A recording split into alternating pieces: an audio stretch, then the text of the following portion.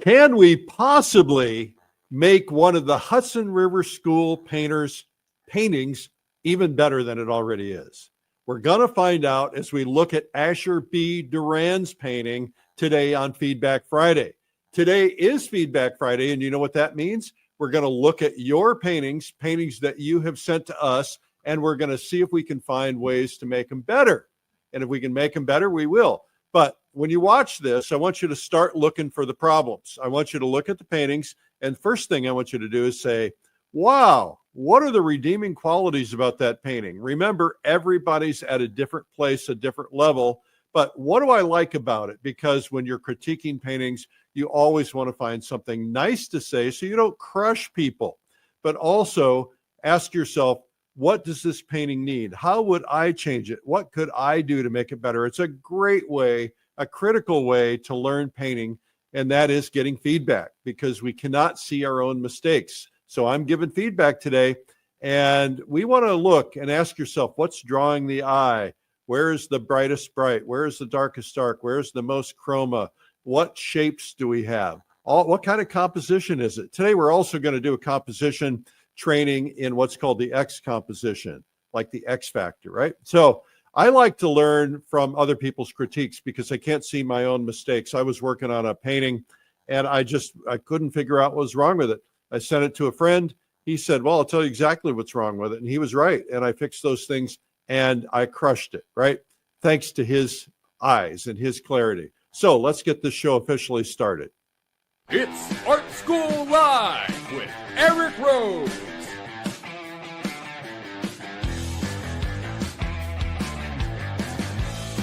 Now, here's your host, Eric Rose. Welcome to Art School Live. Today is Feedback Friday. We're here every weekday at 12 noon Eastern with free art lessons in the middle of the week, art marketing Mondays, and feedback on Fridays. As the publisher of art magazines, newsletters, frequent competition judge, that too, and artist coach, plus a couple of decades of painting, I might be able to see some things in your painting that I would improve. Or, sometimes you guys stump me. Sometimes you're so good, I can't make any improvements. So we'll find out what's going to happen today. We got a lot of beautiful paintings. The rules: be kind always. Don't tear into people. Remember, we're all at different stages. So, it's real easy to look at somebody and go, oh, that's awful, when you realize that may have been a huge struggle for somebody to get where they are. And so be gentle, all right? It devastated me. I gave up a couple of times. I couldn't paint. I felt like you needed natural talent. And after trying, I convinced myself I didn't have what it takes. Do not do that to yourself. You can do this. You can succeed. You can learn to paint. You do not have to be born with talent. You just need great teachers and great feedback and encouragement, right? So even the bad days of painting are fun because you're painting and you're drawing, right? So no personal opinions here. I'm just giving you my thoughts. And by the way, it's not personal. I'm not trying to destroy you. We're not here to hurt you. My goal is to say something nice always. And so we're going to do that. It's not going to be hard for me to see these things because, sometimes it is, actually. Sometimes I'm going to look at one and go, I don't know. I can't see anything here. But sometimes it's hard for me. Sometimes it's not. I don't know. I don't even know what I'm talking about today. If you want to submit your paintings, go to streamlinepublishing.com/feedback. That's how you submit them. And if you make changes afterwards, send them to us. If we haven't destroyed you.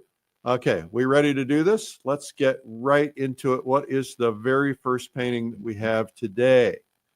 We have a barn painting, and I'm going to look it up. I'm going to pull it up in the black and white version, and I'm going to get it on my tablet, and I'm going to just see, what would I do differently if I would do something. This is Jonathan Pierce in North Carolina. So Jonathan, beautiful job. It's a beautiful subject.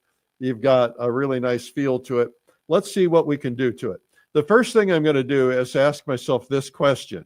What is composition looking like? So I like to go in and see if I can go straight down the middle and straight down the middle the other way and see if we have gone to the dead center. Now, sometimes because of certain compositions, you got to go to dead center and nothing else will work.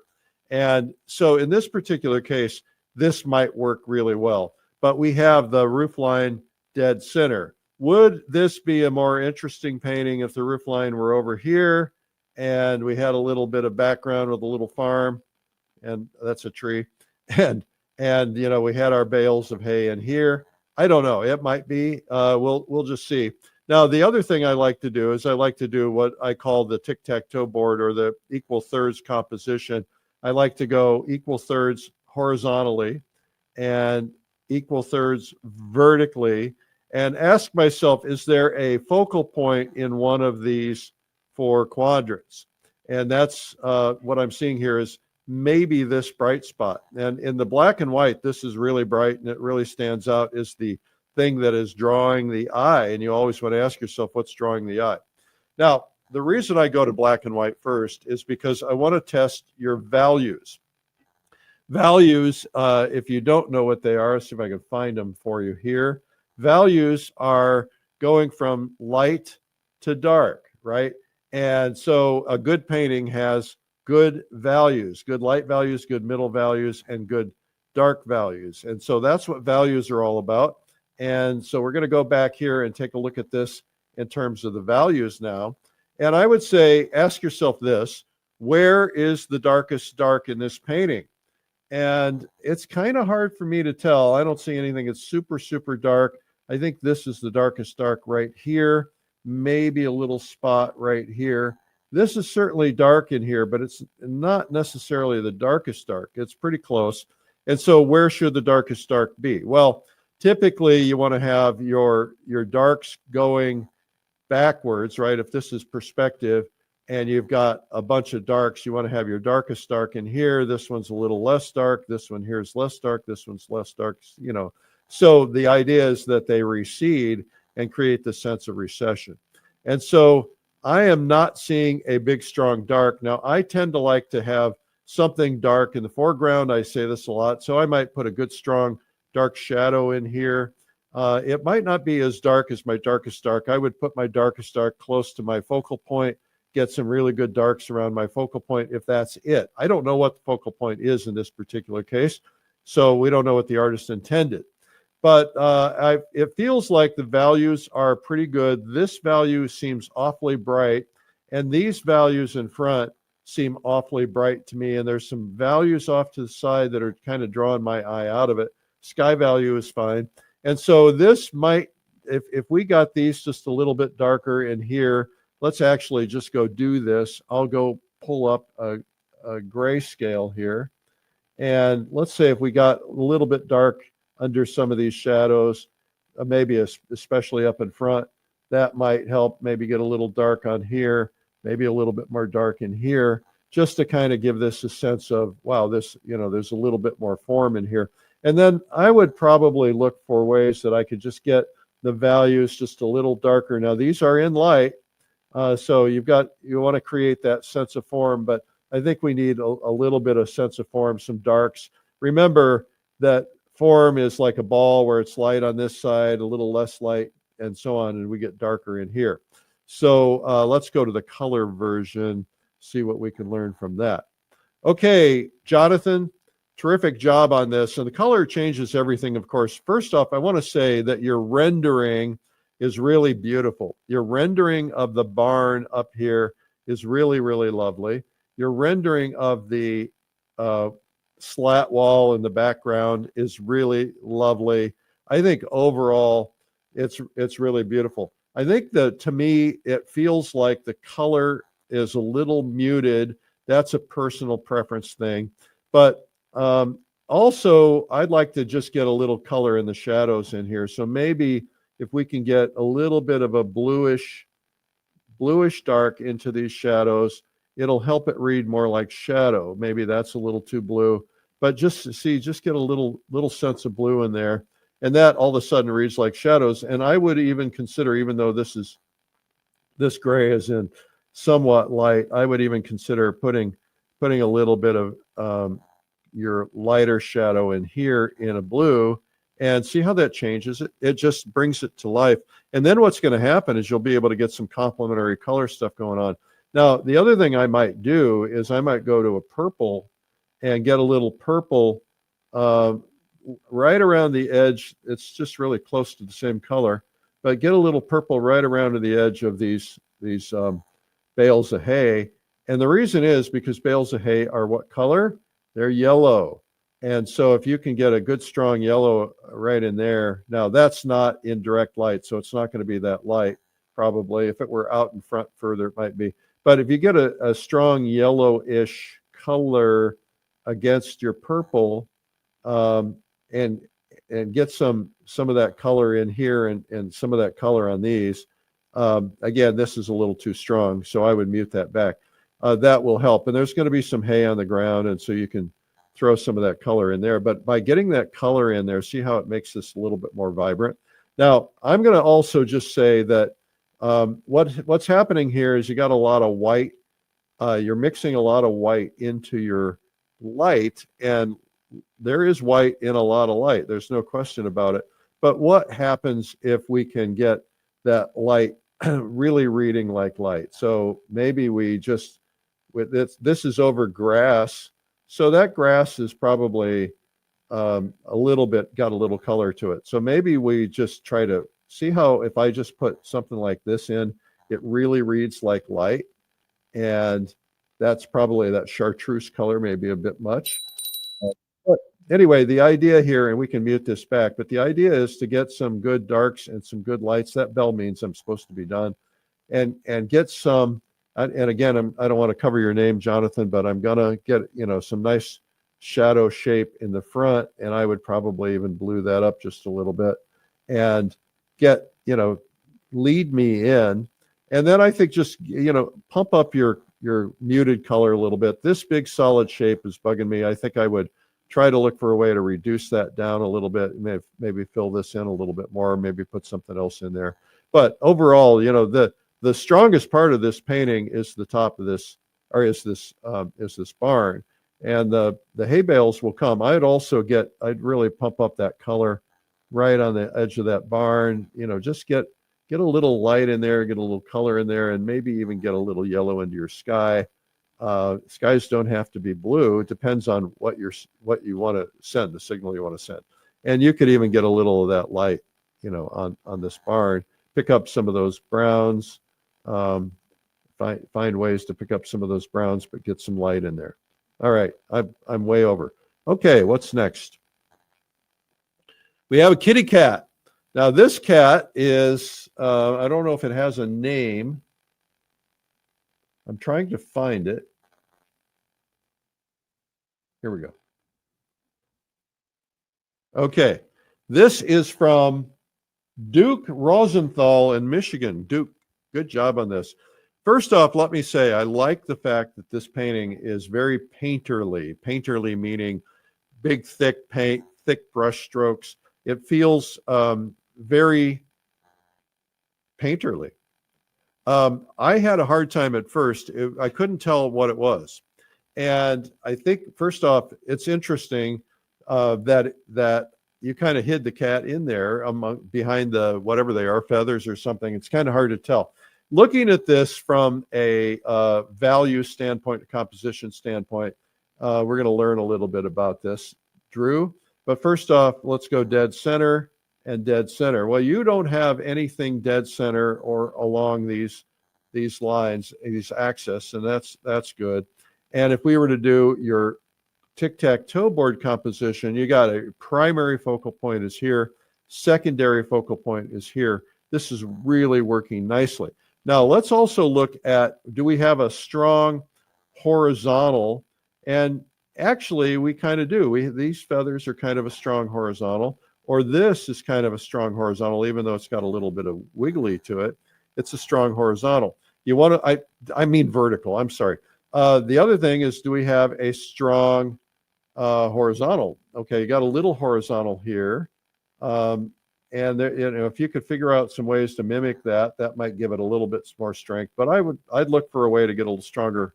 And then we got a strong angle, and that strong angle always helps. And then you want to look for a way to arch. And so you've got kind of an arch thing going on in here, just kind of leading the eye through here. So that's pretty interesting. Your values are pretty good, I'd say. Your dark on your cat, on the top of the cat, is probably your darkest dark, other than maybe right in here. And I think it's, you know, it's really strong, and it's in the focal point. It's working really well.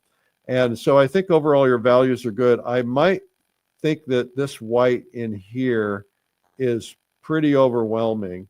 You got two big shapes of white, and they're really drawing the eye. So actually, that's kind of the first thing you see. Might be okay. But what if we were to just mute those back just a little bit? If we could find a gray that just mutes. See if I can find a gray. Let's see here. Find it. Oh, find a gray in here that might just mute this back just a little bit. If we just kind of, and you would have to kind of create the form in this, but just kind of get it muted back a little bit, and then put the white emphasis on the, you know, the cat in a couple of places. You've got it in the ears, and that might help a little bit. Now we're going to go to the color. Whoa. All right. I like the color on this. I like the feel of it. I think, you know, it's really got some nice elements to it. I like the pinks and the purples that you've put in here. I think that's very nice. I would carry it throughout the painting and a couple other places, especially because the type of painting it is, you can really do that. I think I'm a little bothered by the eyes, because the eyes feel to me like they're not really complete. And I don't know exactly, I don't do cat's eyes, but I'm going to guess that, you know, we just need to get a little bit more sense of eye in here. And I don't know how to do that without a reference, but just something like that. And then again, I would just look in here and I'd say, okay, can I pump up the white's pretty strong on here? And maybe I just pump up the white in a couple of spots here, just because I want to bring attention. And maybe there's, you know, a white in the eyes. And then you've got this is muted back a little more in the color version than the white version, which was making it look stronger. But I would just look for a way I could mute that back just a little bit more, just so it's not drawing the eye quite so much. And I think that will do it. I would also look for, you know, a way, I'd maybe look for a way to get a couple highlights, a little bit more highlight on a couple of spots here. And I also look for things that are drawing my eye away. This feather is taking me right out of the painting. This feather is also taking me right out of the painting. So what I would do in this case is I would get rid of this and not take me out of the painting.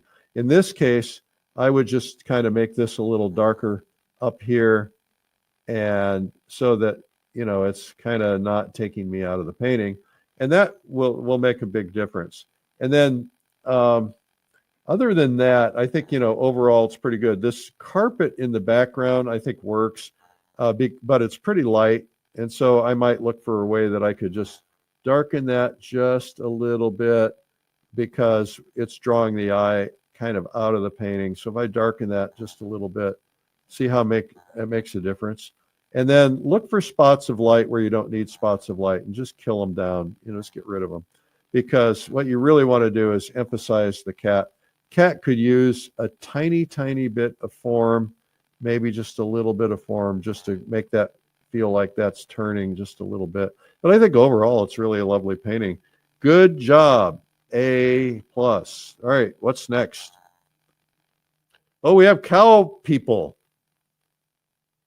All right, cow people. I can't tell. Oh yeah, they're cow men, cowboys. Well, I'll tell you, this is a very, very big accomplishment. Robin Engel from Texas. I guess that probably is Texas. Maybe it's down in Big Bend Park. And there's a lot going on in here. And I'm going to just go through this compositionally first. Let's play that game. Let's go dead center down the middle, dead center down the horizon. We're good there.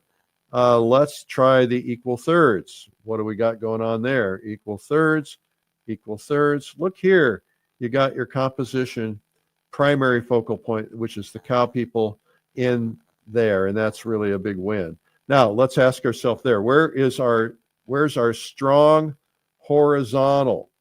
Well, you got a strong horizontal right here, and that may be the strongest horizontal. and then you can echo that horizontal in a lot of different places. Now, where is our strong vertical? Well, this is probably your strong vertical. And that one is a little smaller. So you want it to be a little smaller. That one's a little smaller still. You want to echo these things, but you want to have one that's predominant. Okay, that's strong vertical. Now, what about your strong angle? Well, probably this is the strong angle right here. And that's kind of also acting as an arrow pointing to the cow people. So that's pretty cool.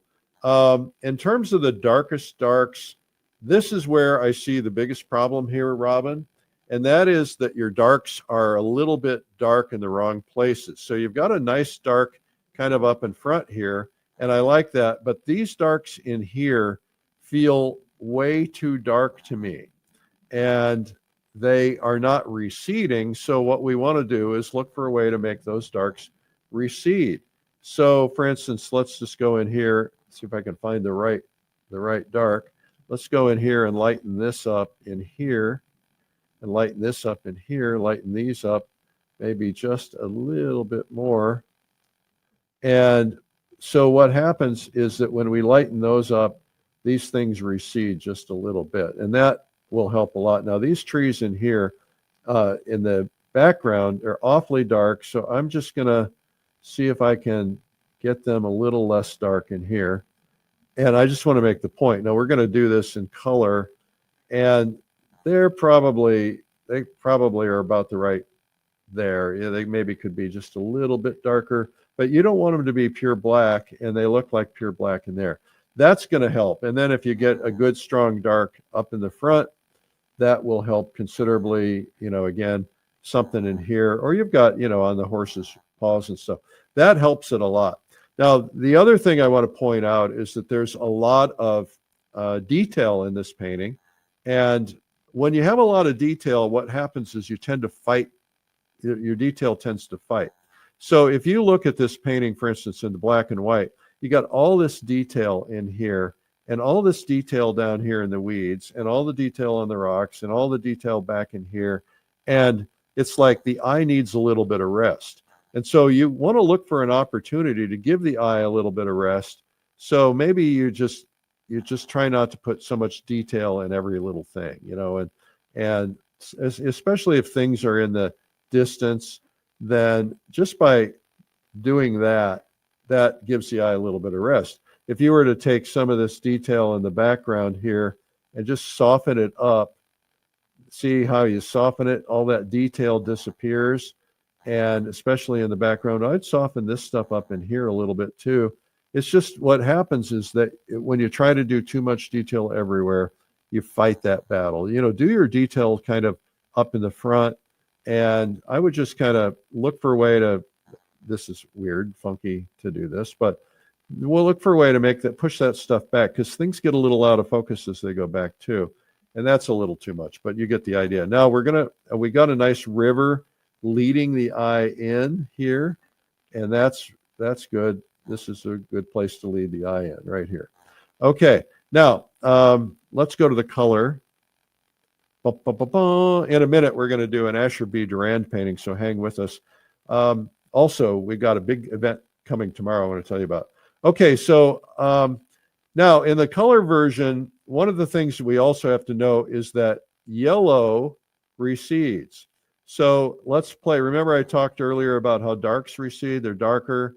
Well, what happens is that imagine that if you were to go in the distance and you've got layers of glass and you sprayed those layers of glass with water, what happens is the further back you go, yellow disappears and things, greens disappear, they become more blue. And so what happens is if you have the same yellow here as you have here or here, it's going to not read like distance. And so we want to look for ways that we can fool the eye. Now, one way to fool the eye here in this painting is to go for the blue. And so that blue isn't the right blue. We have to find the right blue. But take this, okay, and blue this mountain up. Don't blow it up, blue it up. And so just by bluing that up, that makes that go distant. And then you can put a little blue in that grass. And then you just kind of want to take these yellows and mute them back just a little bit, maybe blue them up just a little bit. I can't really do that. Maybe I could put a little bit of blue in them. And then I'd have to go back in on top and create a layer, which I guess I could do that. And then I can create, put a little of that yellow on top of it, and it will mute it back just a little bit. See how it mutes it back? It's there, but it's not in your face. That way up here, this gets to be much stronger.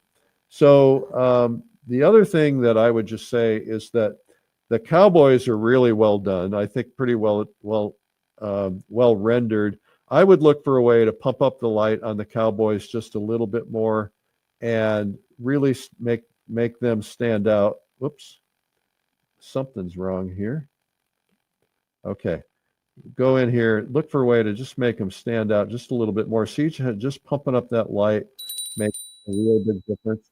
And I think that really brings a lot of attention to the cowboys. And I would probably even consider, you've got a red vest on this one guy here. I might even pump that up just a little bit to sense of light.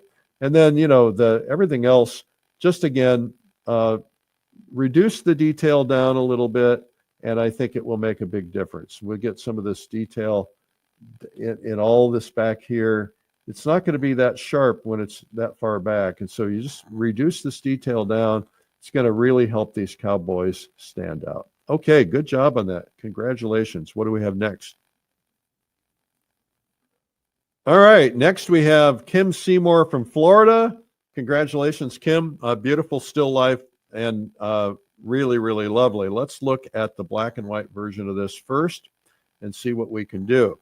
The thing we are going to look at first off is, the drill. If you've ever watched, look what happens here. Dead center, dead center. Okay. So what's happening is we have this thing on this vertical axis. And I think what would be better is if we had it on, we had that over here or over here a little bit more.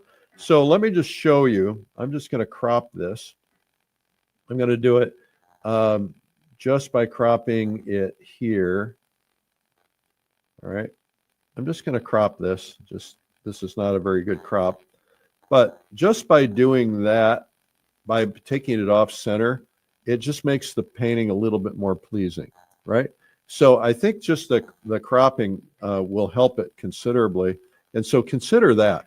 All right, so from a black and white standpoint, from a value standpoint, well, first off, tic-tac-toe grid works better in some situations in landscapes, but you really have, if you have your axis is here, if you have your vase here, and you have your flowers in here, then this is really your grid focal point. And I think that works pretty well.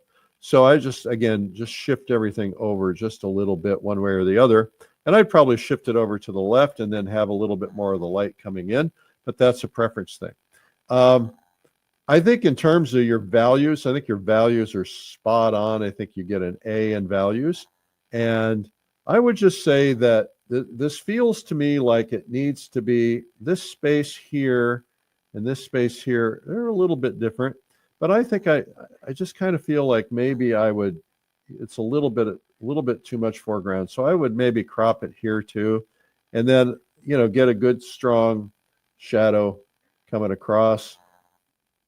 And one thing I learned in China is that most of the Chinese artists who are really trained by the Russians, they do the same thing. They put a lot of strong shadows in the front. Maybe that's too strong. I think that I'd like to see just a tiny bit more form created on this glass, but I think you're very close. And the light is coming in here. So this is going to be darker back here. This is going to be lighter up in front. So just make sure that you're catching the light in the proper way. Let's look at the color, because this is actually pretty well done.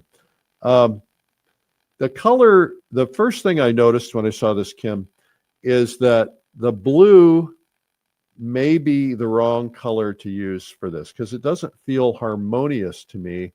So what is the opposite of yellow?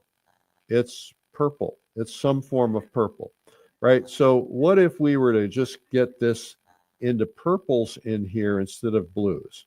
How would that feel? Would it feel any different? I don't know. This is just guesswork on my part.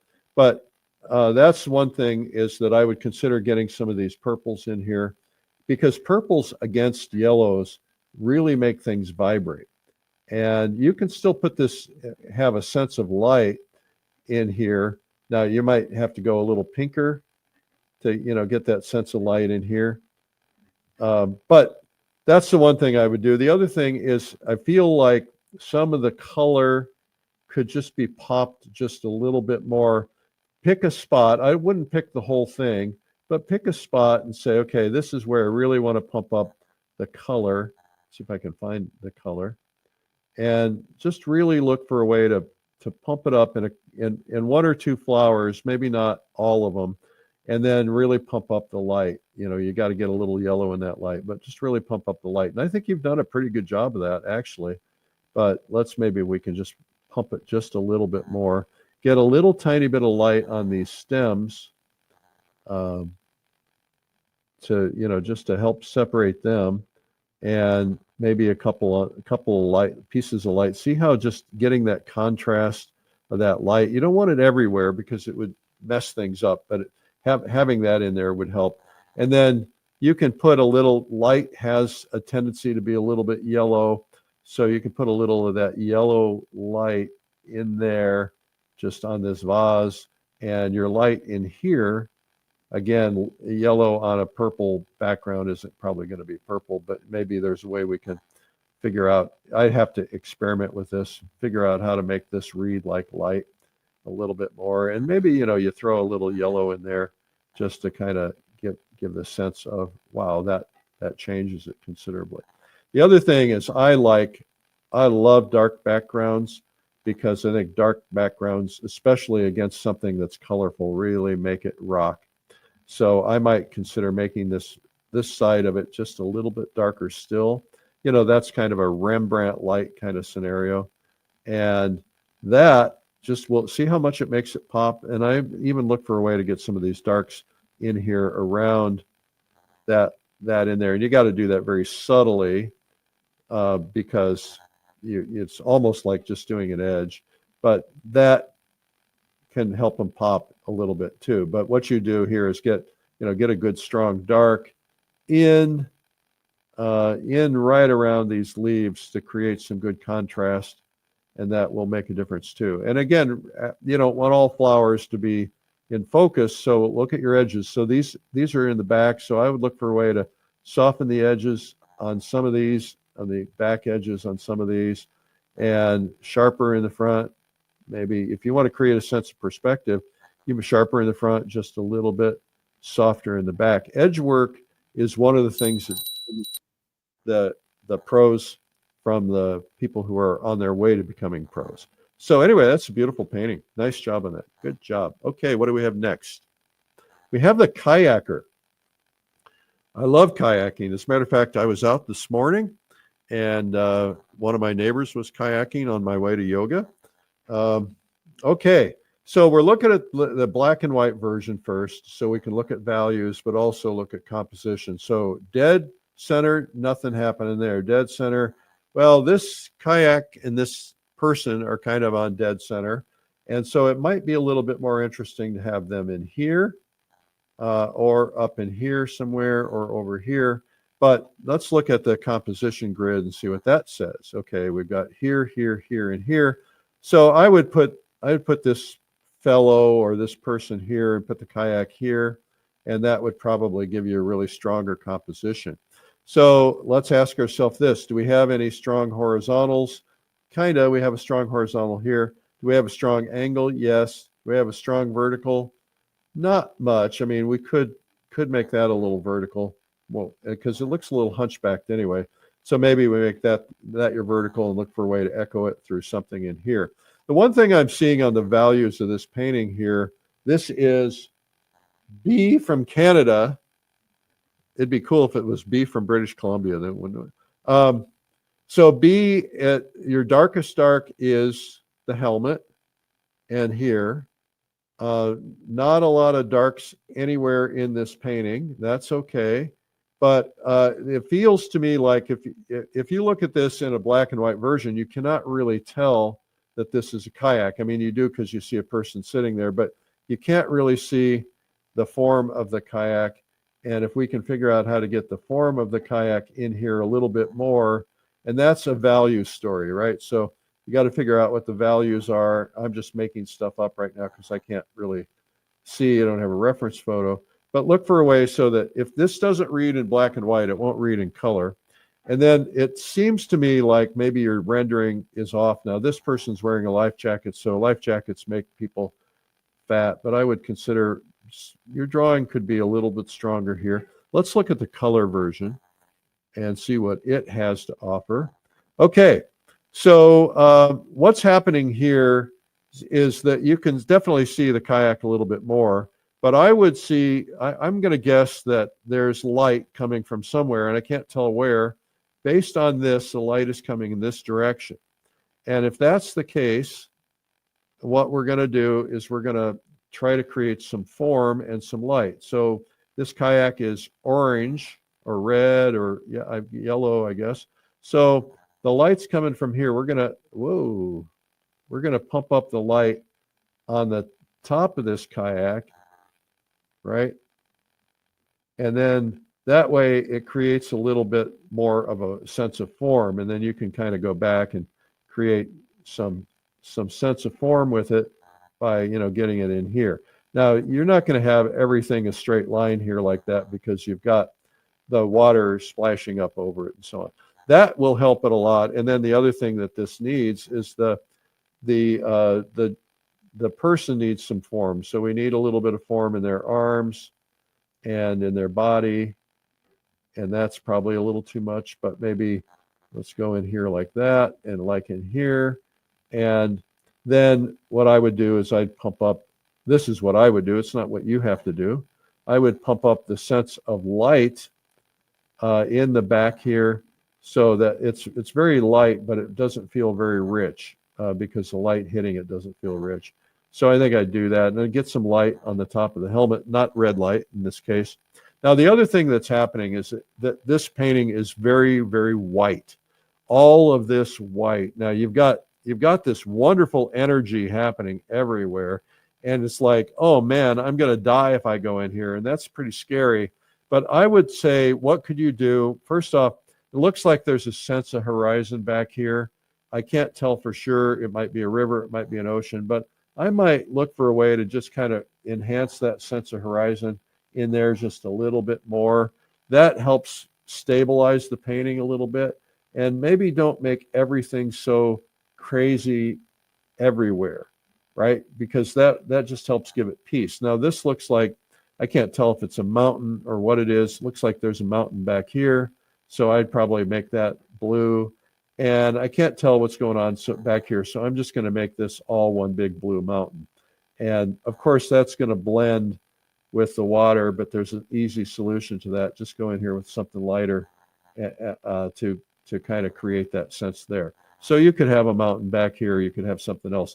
I think that what I would do, you've done a good job of having variations of blues in here. I would just mute this back. Ask yourself, where do I want the eye to go? And you want the eye to go in here, right? So you've got a lot of light around in here, but this light up here, I don't know if it's a cloud or what, but it's distracting, right? So that's drawing the eye. And then you got a lot of stuff going on in here. What I want to do is kind of mute back a lot of this energy here. And now it may be over ice too, I can't tell. So if you're over ice, man, that's even scarier. So now what I've done is I've muted this whole thing back, and I'm going to just start from scratch here, and I'm just going to say, okay, now if it's ice, it's a different story, but it feels, even then, it would be not so white. Now you go in with your whites, and you say, okay, where do I want to really stir up the whites? I really want to stir them up into here, so it looks like, I'm really kind of leading the eye in here. And, you can have little bits of it here and there, but you don't need to have all that crazy energy. And I think that would help it. Get a little light on top of this. The other thing is figures are tough. And there's a thing that Peggy Cole Roberts teaches called Mud Heads. You might look her up. But essentially, rather than rendering the whole face, you just want to render a sense of form. And so she'll go in there and create, you've got kind of, she'll go in there and create a little sense of feature, and then just go in there and create a little bit of sense of dark in a couple of spots. You don't have to render it exactly. Anyway, that's a good job on that. B from Canada. Okay, what do we have next? All right, we have this is interesting. We have a really beautiful sunset painting here. It's going to be kind of like, this is from Sandy in Ohio. Good job on that, Sandy. It's really beautiful. Wow. Now, when I look at this, first off, let's start with composition. Boom, boom. Okay, so you're pretty good here. Your horizon is not on the horizon line. You got nothing going down the middle. This is good. This, to me, feels like very heavy, right? And the reason it feels heavy is because it needs a sense of balance. And so what I want to do is I want to put another tree back here. And just by doing that, what it does is it creates this sense of balance, right? And so that's something you could do. And let's just do that just for grins while we got the darks. And let's just put just a little tree back in here, right? Or you could have it, like that if you wanted to. So see how that just changes it? It just really adds some balance to it. Now, the one thing that I would say is that there's a lot of dark going on in here. Got a lot of dark in here, a lot of dark in here, a lot of dark in here, and a lot of dark in here in the front. And it feels to me like it just may be a little too dark. So you might want to go in here and create a little bit of variety in this dark. Maybe a little less dark in here because it's back at a little bit of a distance. And you want your shadow to be, or your reflection to be a little bit darker. And then when you do that, what happens is this dark up in front really stands out. So I do that. The other thing is you've got a really nice light source in here, and it's reflecting beautifully in here. You can't tell from this painting that it's a sunset. I would probably look for a way to get a little bit of light just in here, just to kind of really make that stand out. Now let's look at the color, because that will inform us a little bit more. All right. Wow, Sandy, this is really lovely. Other than what I said is get some of these greens just a little bit, that the trees are going to silhouette. There's no question that trees are going to silhouette, especially in a situation like that. But you've got to just get a little bit of sense of a little bit of light in here, just touches of reflected light or something. That will make a little bit of a difference. Get a little of that in here to break that up. And I might even put a little bit of water, some little blues in the water, just to kind of make it feel like that. This is bothering me. I don't know why. And I think it's because it's leading me out of the painting. And so I don't know what I want to do here. It's something I can't figure out. This is way back, but again, putting a tree or something way back here would help. And maybe even throw a tad bit of light on it, just so that that's more than a tad bit of light. But the idea is just something that just throws a little bit of light on there, and maybe even a little light in here just to play it up. I think, overall it's really pretty. And I like the fact that your light is kind of in here. And I think it's really nice. Carl Bretsky has a great painting on painting sunlight and sunsets on my YouTube channel, and check that out. And we have on our YouTube, or on our paint tube, we have a couple others. You can enhance your oranges just a touch more, maybe. This is tricky. It's always tricky, but getting some oranges and then getting maybe some pinks. I like to put pinks in sunsets or sunrises, whatever. And I think, your cloud shape is nice. It's kind of leading me down in here. Where's your strongest vertical? Right here. Where's your strongest horizontal? Right here. Where's your strongest angle? I don't see one, but this would probably be where you'd put it. So, figure out a way to enhance this with an angle somehow by, creating some cloud edges or something like that before you get in there. And then just really pump this up in here. And that just really adds, beauty to it. Get a little light at the edge of these clouds in the bottom. Really nice job. Okay, what do we have next? Oh, okay. Can we make Asher B. Durand better? Well, he's one of the great painters of all time. And so, no, we probably can't. So this is the painting right here. And we're going to go first to the black and white version of this, because I'm going to put Asher through the same test that I put you through. And I want you guys now know what I'm going to do. So let's ask ourselves first, did he put anything dead center in dead center? He did not. He's got a tree line here. That's okay. That doesn't hurt anything. And it's a little off dead center. Now let's do our compositional test. Equal thirds, equal thirds. Look where's the highlight? Where's the most bright spot in this painting? It's that highlight on that tree right there in the compositional spot. See, he knew what he was doing. And again, you've got another compositional spot in here. So if this is his focal point, this is his secondary focal point, that could be that. And he has a little spot of light here. So this is really good. This is a really strong painting.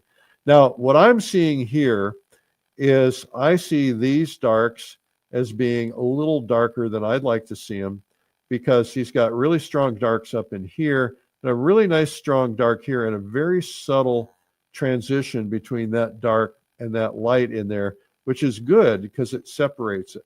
And he's put this spot of light on here just to create interest. And then he's got his little compositional person down there on a horse or something right in there. And I think it's really beautiful. If you were to look for the strong vertical, where's the strong vertical? I would say this is your strong vertical. Where's your strong horizontal? This is your strong horizontal. Where's your, I mean vertical. Angle, vertical, horizontal, right? Angle, supporting angles, supporting angles here, supporting verticals here, supporting horizontals here. So those things are all really important. And then he's even got the arch. Do you see where the arch is? He's leading the eye through this arch. Arch of that tree goes right through there, bringing me right back to the focal point. Do you see that? Isn't that clever? Can I make this better? I don't know. Probably not. Let's go to the color version of it. Man, oh man, he is so good. Okay, so where is the brightest spot of chroma? It is right here, right? And why has he put it there? Because he's leading the eye right into his focal point, which is his person on a horse. It's a moose or something. I can't tell. Let's see what it is. Oh, look at that. That alone would be a beautiful painting, wouldn't it? Wow. So he's got sheep in this painting. And so now I can see him. So this is really working beautifully well. He's leading the eye right in here. He's got a spot of light down here. He's got a little opening in the trees to take me back here. And then you got the bright light back here. He's carrying me around the painting. He is a brilliant, brilliant painter. He's got a number of things he called letters on landscape painting, which are, I've actually held the originals in my hand at the Adirondack Museum. It's called the Adirondack Experience in their library. But you look them up, letters on landscape painting, you learn a lot about landscape painting from this guy. See, the temptation most of us is to put too much light in here, and he's kept it muted back.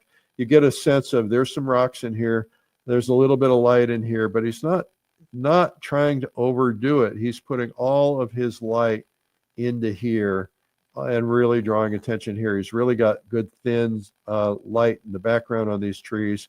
The other thing that you notice, that I notice, is he doesn't really paint every leaf. You think he does, but it's really what happens is you try to put the detail right here against the contrast.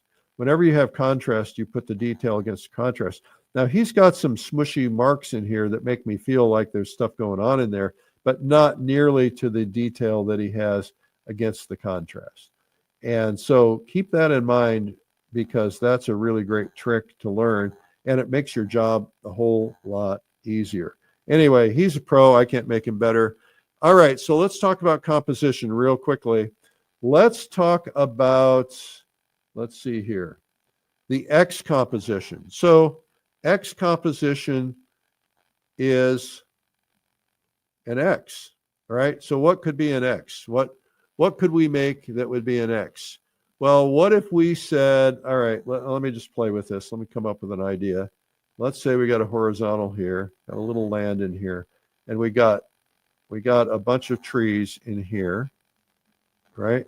I've got a painting actually that I just did that's very similar to this. We got a bunch of trees in here, and so we're going to dead center on this, and then we have reflection of these trees in here in the water. We have a reflection of these trees in here in the water too. This is an X. It's an X composition, you know. And so there's a lot of things you can do with that. And so there's that's just one example. Let's see if we can come up with another example of an X composition. An X composition might be, let's say we got a guy in the field, and this guy in the field has a hoe,